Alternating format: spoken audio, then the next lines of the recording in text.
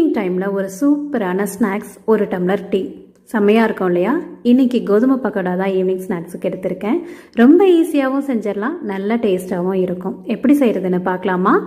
1/4 cup அளவு கோதுமை மாவு, 1 டீஸ்பூன் அளவு உப்பு சேர்த்து கொஞ்சம் கொஞ்சமாக தண்ணி சேர்த்து கெட்டியாக பூரி மாவு பதத்துக்கு பிசைஞ்சு எடுத்துக்கோங்க. இதில் அரை பெரிய வெங்காயம் கட் பண்ணி சேர்த்தா போதும், ரொம்ப வேண்டாம். காரத்துக்கு பச்சை மிளகாய் இல்லைன்னா வரமிளகாய் எது வேணால் சேர்த்துக்கலாம்.